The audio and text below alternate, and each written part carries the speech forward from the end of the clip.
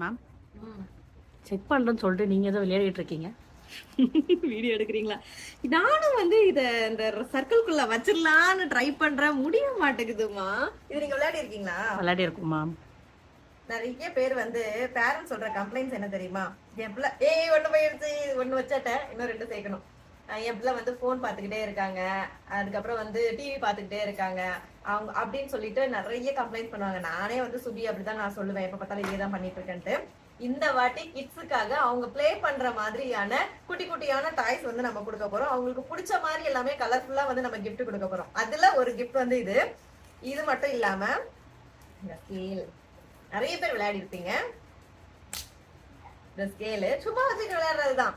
ஷார்ப்னரே பாத்தீங்கன்னா normal sharpener இல்லாம எல்லாமே டிஃப்ரெண்டா வந்து டாய்ஸ் ரிலேட்டடா. அண்ட் இந்த பாக்ஸ் பாருங்க, பென்சில் எப்படி இருக்கு, செமையா இருக்குல்ல. ஒரு இதுவும் வந்து எழுதிட்டு தீர்ந்ததுக்கு அப்புறமா அப்படியே பேக்ல வந்து நம்ம இன்சர்ட் பண்ணிக்கிட்டே வந்துடலாம். ஸோ பென்சில், இந்த பவுச்சு, நெக்ஸ்ட் இன்னொன்னு எங்கடா அது இருக்கா, இது பிடிக்காத குழந்தைங்களே இருக்க மாட்டாங்கன்னு சொல்லலாம். இங்க பாத்தீங்களா பாக்குறதுக்கு எப்படி இருக்கு, அப்படியே ஒரு போன் மாதிரியே இருக்குல்ல.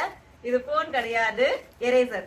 ஸோ எல்லாமே ரொம்ப ரொம்ப யூனிக்வா குழந்தைங்களுக்கு பிடிக்கணும் அப்படிங்கிற மாதிரியே நாங்க செலக்ட் பண்ணி வச்சிருக்கோம். இது எல்லாமே நான் கிஃப்டா தான் கொடுக்க போறேன்.